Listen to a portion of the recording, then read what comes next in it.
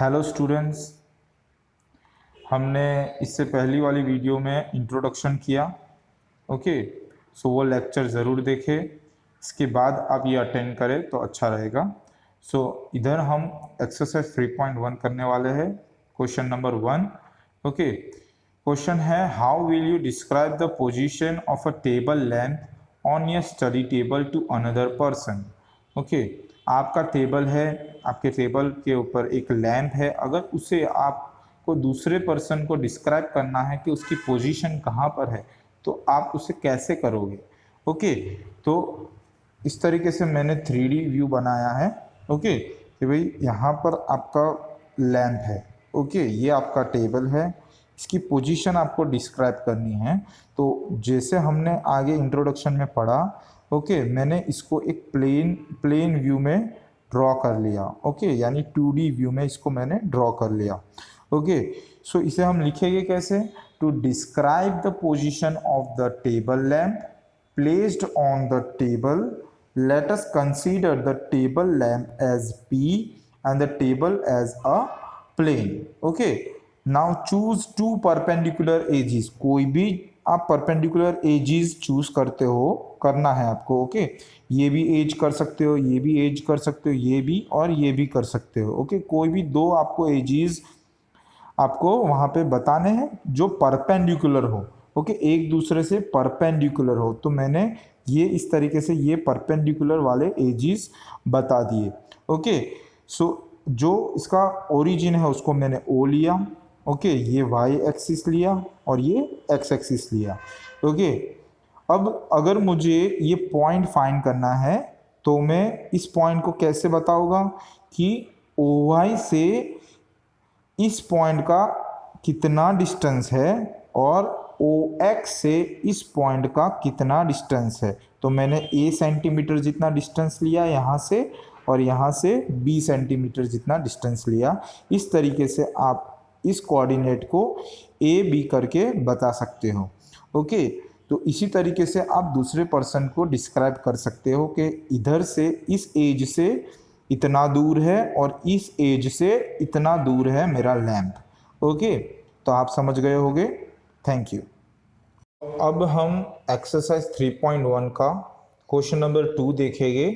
Okay, question क्या है वो अच्छे से समझना है, बहुत बड़ा क्वेश्चन है। ओके, बट आप आसानी से समझ जाओगे। एक स्ट्रीट प्लान किया है। A city has two main roads, okay, which cross each other at the center of the city. These two roads are along north-south direction and east-west direction. Okay, एक city है जहाँ पे दो main roads है जो एक दूसरे को क्रॉस करते हैं। ओके, एक जो रोड है वो नॉर्थ साउथ डायरेक्शन का है और एक जो स्ट्रीट है वो ईस्ट वेस्ट डायरेक्शन की है। All the street of the city run parallel to these roads and are 200 meter apart. Okay, और दूसरी जितने भी स्ट्रीट्स है वो इन दोनों स्ट्रीट के पैरेलल है। ओके, जो भी स्ट्रीट रन करती है वो इन दो जो मेन स्ट्रीट है उनके पैरेलल ही रन करती है। Okay, there are 5 street in each direction. Okay, north और साउथ डायरेक्शन में भी 5 स्ट्रीट्स है और ईस्ट वेस्ट डायरेक्शन में भी 5 स्ट्रीट्स है। ओके, और हर जो स्ट्रीट है वो 200 मीटर अपार्ट दोनों के बीच में डिस्टेंस है, ऐसा बोला है। Okay, so using 1 centimeter is equal to 200 meter. हमको जो ये 200 मीटर है उसको 1 सेंटीमीटर ग्राफ में स्केल लेनी है।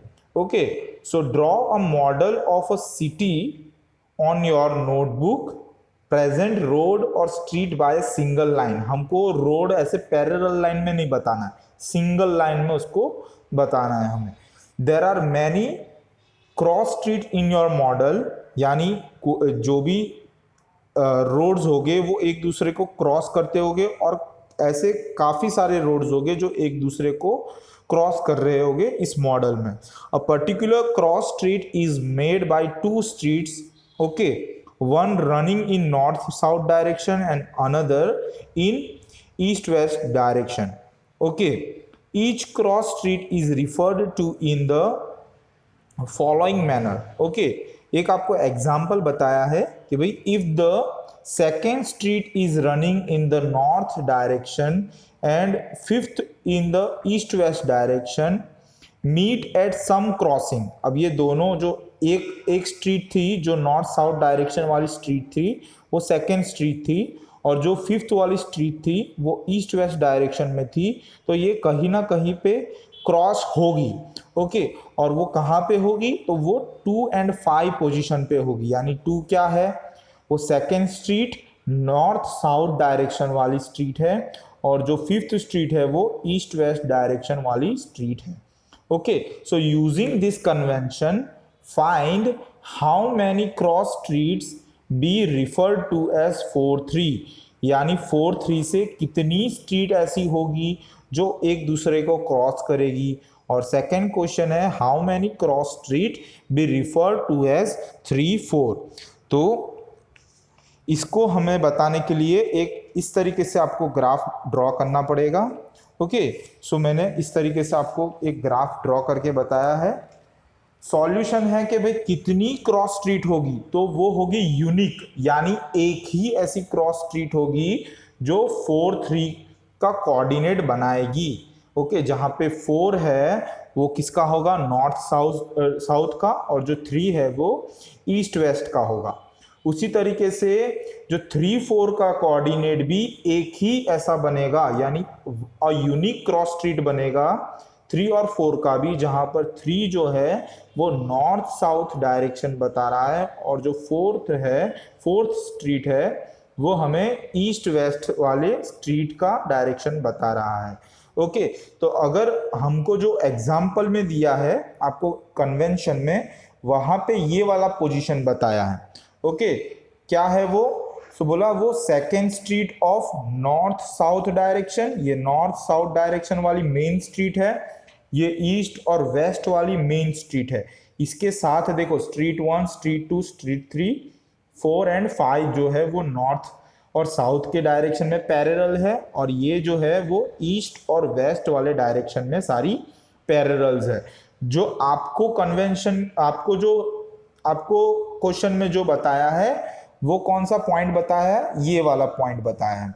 ओके, जो second street of north south, okay, second street of north south and fifth street of east west, यानी ये क्रॉसिंग पॉइंट कौन सा होगा, ये वाला क्रॉसिंग पॉइंट होगा जो एक ही होगा, कोई ऐसा दूसरा पॉइंट नहीं होगा। तो आप इसको क्या लिखोगे, 2 and 5। उसी तरीके से हमको क्वेश्चन में 4 और 3 का क्रॉसिंग रोड मांगा है, क्रॉसिंग स्ट्रीट मांगा है, तो वो ऐसे कितने होंगे, तो वो भी यूनिक ही होगा, एक ही होगा ऐसा, जो कौन सा होगा, ये नॉर्थ साउथ डायरेक्शन में देखे तो ये 4th होगा। ओके, 4th स्ट्रीट, और अगर आप ईस्ट वेस्ट डायरेक्शन में देख रहे हो तो ये वाला होगा। ओके, यानी इन दोनों स्ट्रीट, ये स्ट्रीट नंबर 3 और ये स्ट्रीट नंबर 4, जो स्ट्रीट नंबर 4 है वो नॉर्थ साउथ डायरेक्शन की है, और स्ट्रीट नंबर 3 जो है वो ईस्ट वेस्ट डायरेक्शन की है। तो जो ये कोऑर्डिनेट देगा वो कौन सा देगा, 4 और 3। उसी तरीके से अगर 3 और 4 का फाइंड करना है तो क्या होगा, वो ये वाला पॉइंट होगा। ओके, जहां पे नॉर्थ साउथ डायरेक्शन में ये वाला स्ट्रीट होगा, और जो ईस्ट वेस्ट डायरेक्शन में होगा वो ये वाली स्ट्रीट होगी। ओके, तो ये वाला कोऑर्डिनेट कौन सा लिखोगे आप, 3 and 4। होप आप समझ गए होगे। Thank you.